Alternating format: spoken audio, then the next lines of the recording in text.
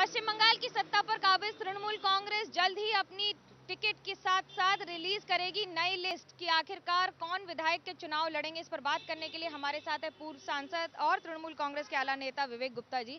ये बताइए कि क्या इस बार नयापन होगा लिस्ट में और क्या नई बातें होंगी?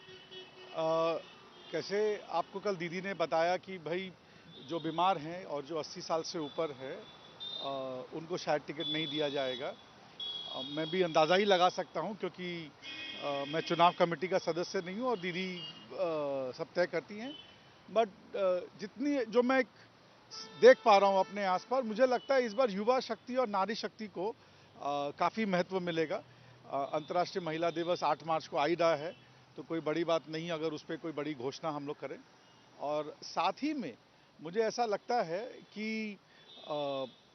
हर वो मापदंड से लोगों को नापा जाएगा जिसमें जीतने वाले कैंडिडेट पे सारा फोकस होगा, न कि इसलिए कि कौन कहाँ से कितनी बार लड़ चुका है या कौन कितना पुराना है या कौन कितने इलाके में जाना जाता है, मगर जो जीतने वाला होगा उसी को आगे लेके बढ़ा जाएगा। ये बोला जा रहा है विनेबिलिटी फैक्टर बहुत इंपॉर्टेंट होगा, लेकिन जब बात कर रहे हैं हम लोग यहाँ पर इस समय उन लोगों की जिन्होंने 2 बार विधायक चुनाव लड़ा है या ऐसे कई लोग जिनके खिलाफ काफी सारी कंप्लेंट्स है, क्या इन सारे फैक्टर्स को होगा? ये माना जा रहा है कितने चेहरे इस बार बदल सकते हैं 294 में?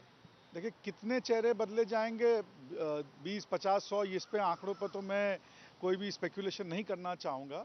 मगर अगर शिकायत जेन्युइन हुई और अगर कुछ ऐसे हमारे साथी हैं जिन्होंने लोगों के बीच जाके काम नहीं किया है और खासकर दीदी जितना मेहनत करती है उन कार्यक्रमों का प्रचार प्रसार ठीक से नहीं किया लोगों के बीच में, और अगर वो जनता के बीच में अनपॉपुलर हो गए हैं, तो मुझे लगता है उन्हें ज़रूर बदल दिया जाएगा।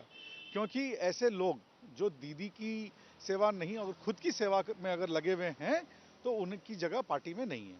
100 से ज्यादा ऐसे चेहरे हो सकते हैं, क्योंकि 40 से ज्यादा विधायक तो जा ही चुके हैं बाकी पार्टियों में। जो जा रहे थे वो कुछ एक नाम छोड़ के, बाकी तो पार्टी का कचरा ही साफ हुआ है।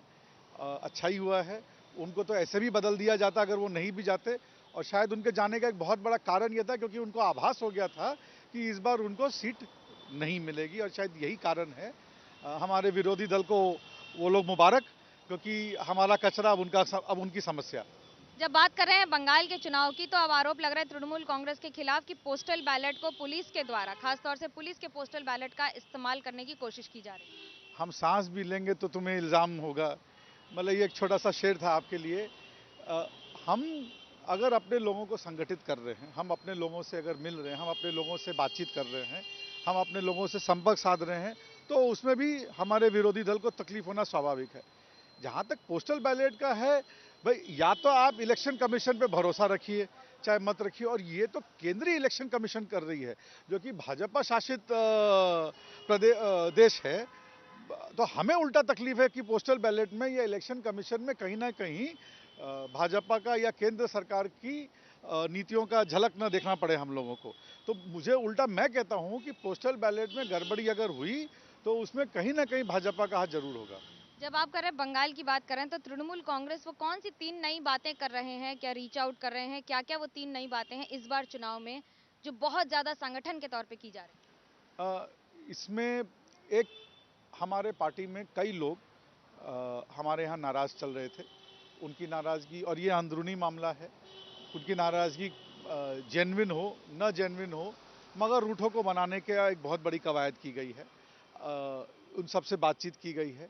जहाँ जहाँ उनकी शिकायतें दूर की जा सकती थी वो दूर की गई हैं। जो नहीं की जा सकती उनको समझाया गया है कि भाई एक दलगत राजनीति में सबको साथ लेके चलना पड़ता है और सब फैसले से सब खुश नहीं किए जा सकते। और मुझे लगता है इसमें हम लोग बहुत हद तक कामयाब भी हुए हैं, और एक नए जोश से, एक नए उमंग से, मगर पुरानी तृणमूल जो है पूरे जोश दमखम से उतरेगी। दूसरा, एक मैसिव आउटरीच प्रोग्राम किया जिसमें मैं भी हिस्सा हूँ।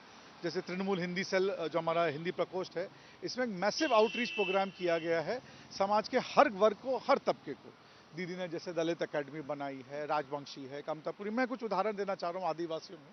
तो समाज के हर वर्ग को, हर तबके को एक मैसिव आउटरीच प्रोग्राम किया गया है 2 कारणों से। एक, उनको ये जानकारी देने के लिए कि भाई जो कुछ दीदी ने किया है आपके लिए वो अलग से वो ये है, और जो बंगाल की जनता के लिए किया है क्योंकि पश्चिम बंगाल की मुख्यमंत्री ममता बनर्जी अगर कोई काम करती है तो वो 11 करोड़ बंगालियों के लिए काम करती है, उसमें कोई भेदभाव नहीं है। तो वो लोगों तक हम लोगों ने ये आउटरीच करके उन लोगों को ये बताया है और इसका बहुत अच्छा असर पड़ा है। कई चीज़ों की लोगों की जानकारी नहीं थी, अब उनकी जानकारी है कि दीदी ने 10 साल काम करके फिर उनसे वोट मांग रही है। जब आप बात कर रहे हैं बंगाल की, तो कांग्रेस में उठापटक मची हुई है। एक और अधीर रंजन चौधरी, दूसरी ओर आनंद शर्मा, मारपीट हो रही है और ट्विटर पर लगातार लड़ाई हो रही है, आरोप प्रत्यारोप का दौर है। क्या कहें? कांग्रेस एक राष्ट्रीय दल है, कई लोगों ने उसको डूबता सूरज भी कहा है, तो मैं उसके राजनीति पर टिप्पणी करना मेरे लिए उचित नहीं होगा। मगर एक कॉमन बायस्टैंडर की तरह, एक आम आदमी की तरह ये तकलीफ होती है कि जो पार्टी स्वर्गीय राजीव गांधी के समय में 400 सांसद लेकर इस देश का भविष्य बनाने चली थी, आज उसकी ये दुर्गति और ये दुर्दशा है।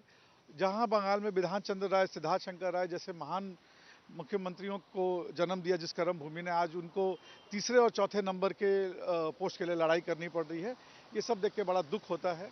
मेरी पूरी सहानुभूति है कांग्रेस के लोगों से और मुझे लगता है कि उनको सुबुद्धि हो और कांग्रेस लीडरशिप जल्द ही इन सब लोगों को एक साथ लेकर बैठे और जितने भी झगड़े उनको निपटाए, क्योंकि उनकी हमारी सबकी एक कॉमन जो विरोधी है वो है बीजेपी। एक अपने अपने तरीके से हम लोग मिलके उनसे लड़ेंगे तो ही एक मजबूत राष्ट्र का निर्माण होगा। तो हाथ सिद्दीकी के साथ दीदी की बातचीत हुई है, क्या हुआ उसकी डिटेल्स भी बताएं। ये तो आपको सिद्दीकी साहब या दीदी ही बता सकती हैं, मगर मैं खाली इतना जानता हूँ कि दीदी हर एक के साथ सम्मानपूर्वक काम करने के लिए राजी है। सम्मान पे कहीं वो नहीं है।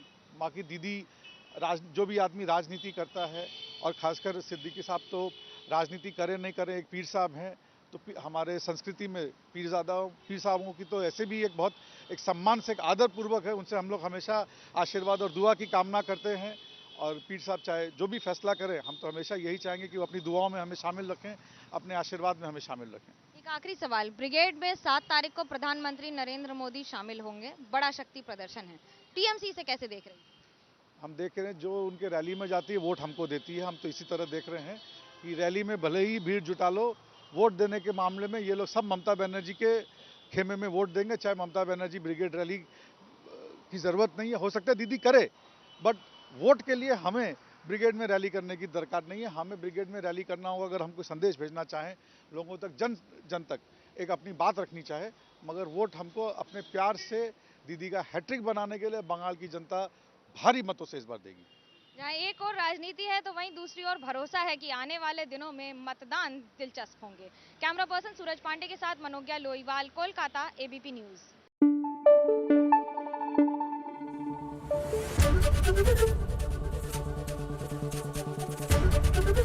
एबीपी न्यूज आपको रखे आगे।